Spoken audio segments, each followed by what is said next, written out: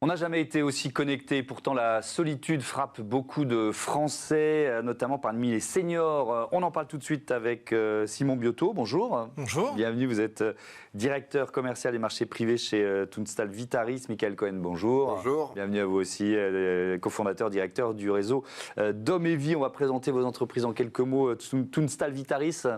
Alors nous sommes aujourd'hui le numéro 1 de la téléassistance en France. Donc la téléassistance, c'est ce que la plupart des gens connaissent avec le petit bouton d'appel à porter autour du cou au poignet qui permet de joindre nos équipes 24 heures sur 24 et 7 jours sur 7. Aujourd'hui, on a à peu près 250 000 personnes reliées à nos services. Donc 24 heures sur 24 et 7 jours sur 7. Ça, c'est pour la France, mais c'est une entreprise Ça, c'est pour la France, effectivement. Européenne, c'est ça? Alors, mondial, puisqu'on est présent, très présent en Europe. On a notre siège qui est un siège en Angleterre, mais on est présent aussi en Amérique du Nord, en Australie et aussi au Moyen-Orient. Et Dom et Vie, Michael Cohen, présentez-nous ce réseau. Dom et Vie, donc, est le spécialiste français de l'adaptation du domicile. Nous aidons les seniors et les personnes à mobilité réduite à vivre chez elles le plus longtemps possible, en leur apportant un service clé en main. Donc on va travailler sur plusieurs axes, les transformations de salles de bain, les accès, vraiment pour que les personnes puissent vivre chez elles en toute sécurité. Dom et Vie donc, est un réseau de franchises. On a aujourd'hui 60 agences sur le territoire national. Et nous œuvrons donc en proximité pour aller chez les personnes âgées, les personnes en situation de handicap, pour les accompagner à adapter leur logement. Oui, on va faire le lien entre cette adaptation et l'isolement. Je disais, on est de plus en plus connecté et pourtant la solitude. Est-ce que c'est vrai pour tout le monde, tiens d'ailleurs là? Est-ce que tout le monde est vraiment connecté? Vous voyez ce que je veux dire? Alors, tout le monde n'est sûrement pas vraiment connecté. Et puis, ça dépend de ce qu'on appelle connecté. Entre être connecté à travers un smartphone ou avoir un réseau autour de soi qui va faire en sorte d'appeler, de prendre des nouvelles, etc., c'est pas la même chose. Nous, sur les seniors à qui on s'adresse, on note effectivement une grande part de seniors isolés, que ce soit un réseau de proximité qui n'est pas là, des enfants qui sont pas forcément présents. Est-ce qu'on peut chiffrer combien de personnes disent être seuls ou se sentent seuls, parce que c'est aussi un ressenti? Alors, au niveau global des chiffres sur cette journée de la solitude, on dit qu'il y a à peu près 12% des gens qui sont concernés par ça. Sur les seniors, je pense que c'est malheureusement plus grave que ça. J'ai pas de chiffres directement à vous donner sur la partie des seniors. Alors, sur les seniors, on avait trouvé ce chiffre, 27% des seniors de plus de 75 ans qui déclarent n'avoir que rarement ou jamais de contact avec leurs proches. C'est quelque chose que vous ressentez, vous, Michael Cohen? Tout à fait. On est au quotidien, nous, dans ces familles. On rentre chez les personnes, donc on le voit vraiment. Et ce chiffre-là peut s'augmenter dans les zones rurales, notamment, où là, on a un senior sur 3 qui déclare ne pas avoir, ou très peu, de contact avec ses proches ou des aidants oui, alors là, des amis de la famille. Là, ça rejoint un autre équipement ou d'autres infrastructures, qui sont les infrastructures de mobilité, c'est ça? C'est ça, parce que les causes peuvent être nombreuses sur cet isolement, avec la perte d'autonomie, les ERP, donc les établissements recevant le public, qui ne sont pas forcément accessibles, et puis les problèmes de mobilité également, qui sont un enjeu important. Alors vous l'avez évoqué, Simon Biotto, il y a eu cette journée mondiale des solitudes qui vient d'être organisée. Qu'est-ce que ça représente? Et puis deux, quelles actions vous avez menées à cette occasion? Alors, nous, au quotidien déjà, on travaille, puisqu'on est là pour être tout le temps à l'écoute de nos abonnés.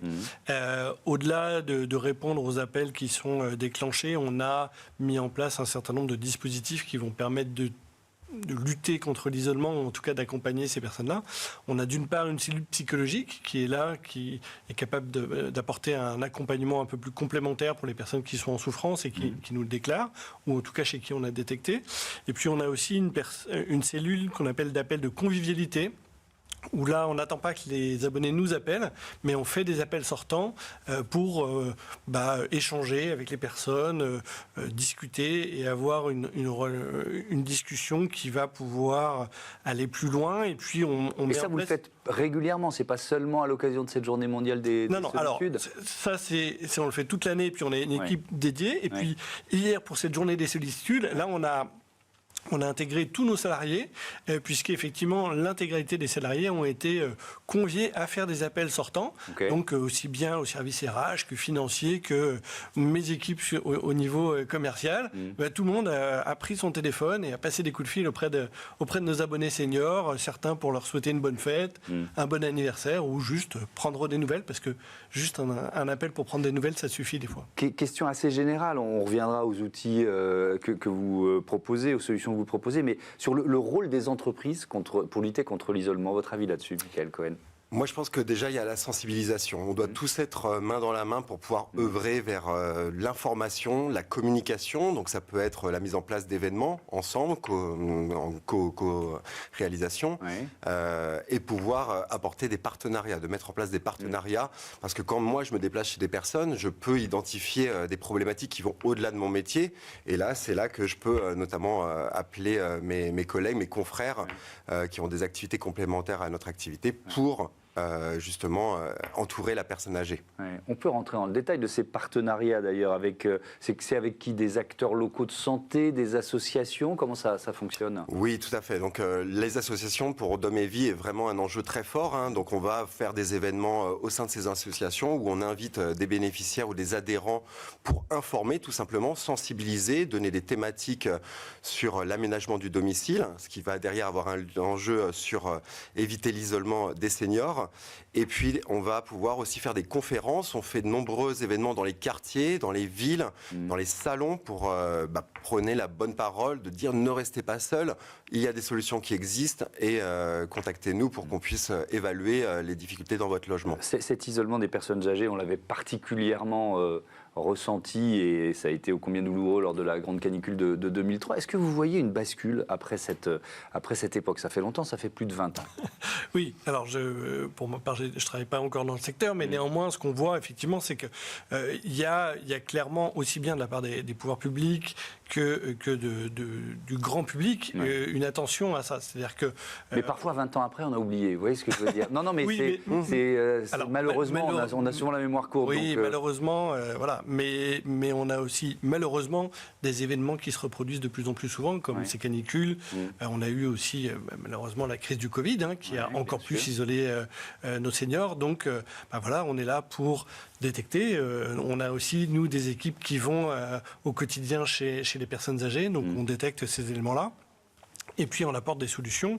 Alors, évidemment, en répondant au téléphone, mais on est aussi capable de proposer des solutions techniques en leur mettant à disposition des tablettes adaptées aux seniors ou en mettant en place des solutions avec de la visio à travers la télévision. Enfin bon, on essaie de proposer ça aussi un peu pour les accompagner là-dessus. Alors, si on rentre dans le détail, Michael Cohen, des solutions que Dom et Vie propose, peut-être avec des cas concrets, et surtout, voilà, imaginons, vous faites quoi? Qu'est-ce que ça change en matière d'isolement? Parce que je ne fais pas forcément tout de suite le lien, moi. Oui, adapter plutôt que déménager, déjà c'est la première chose. On va rester chez soi et on va pouvoir vivre et continuer les tâches de la vie quotidienne. Donc principalement la salle de bain. Et quel est le lien justement avec cet isolement? C'est de faire sa toilette, de se sentir beau, d'avoir de l'estime de soi. C'est pas simplement remplacer une baignoire par la douche. Donc ça c'est vraiment notre métier d'apporter des solutions techniques, d'équipement pour favoriser le maintien à domicile. Mais quand on arrive à mieux faire sa toilette, derrière on va inviter ses amis à venir chez soi. On va sortir de la maison pour aller dans une vie de quartier.